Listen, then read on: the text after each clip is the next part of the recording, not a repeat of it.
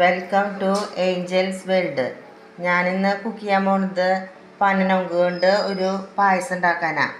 അപ്പോൾ പനനൊങ്കിൻ്റെ മുകളിലത്തെ വെള്ള സ്കിന്നൊക്കെ മാറ്റി ഞാൻ അത് വൃത്തിയാക്കി വെച്ചിട്ടുണ്ട്. പിന്നെ അതിൽ നിന്ന് കുറച്ചെടുത്ത് മിക്സിയിലടിക്കണം, കുറച്ച് അത് ചെറുതാക്കി നുറുക്കി വെക്കണം. അപ്പോൾ ഞാനത് മിക്സിയിലടിക്കാൻ പോട്ടെ. അപ്പോൾ ഞാൻ കുറച്ച് പനനൊങ്ക് മിക്സിയിൽ അടിച്ച് കൊണ്ടുവന്നിട്ടുണ്ട്.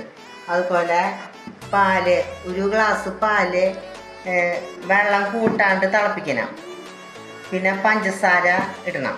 അപ്പോൾ ഞാൻ മിക്സിയിൽ അടിച്ചു കൊണ്ടുവന്ന പനനൊങ്ക് ഞാൻ ഈ പാലിൽ വീഴ്ത്താം.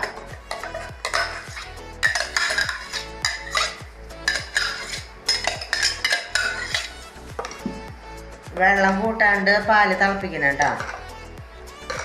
അതുപോലെ പഞ്ചസാര നമ്മുടെ ആവശ്യത്തിന് പഞ്ചസാര ഇടാം.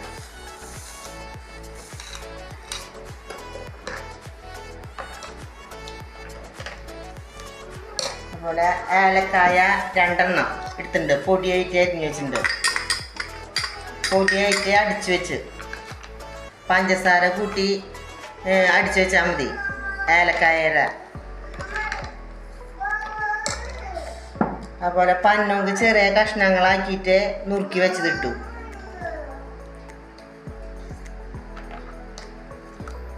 അപ്പോൾ നമ്മുടെ പായസം റെഡിയായി. അപ്പോൾ നമ്മുടെ പായസം റെഡിയായി. ഞാൻ അതൊരു ഗ്ലാസ്സിലിടുകട്ടെ. നല്ല തണുത്ത പാല് വേണം കേട്ടോ. പിന്നെ തിളപ്പിക്കുമ്പോൾ നമ്മൾ പാലിൽ വെള്ളം ഒഴിക്കാണ്ട് തിളപ്പിച്ചോളാം, അല്ലെങ്കിൽ ടേസ്റ്റ് ഉണ്ടാവില്ല, പാലിന് കട്ടി ഉണ്ടാവില്ല.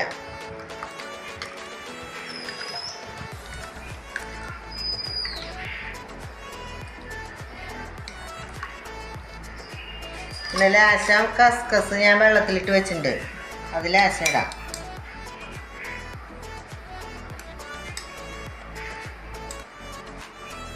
അപ്പോൾ നമ്മുടെ പനനൊങ്ക് വെച്ചിട്ടുള്ള പായസം റെഡിയായി.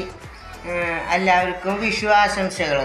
അപ്പോൾ വിഷുവിന് നിങ്ങൾ ഒരു പനനൊങ്ക് പായസം വയ്ക്കുക. അതുപോലെ എൻ്റെ റെസിപ്പി വെച്ചിട്ട് നിങ്ങളെല്ലാവരും വീട്ടിലിത് ചെയ്ത് നോക്കാം.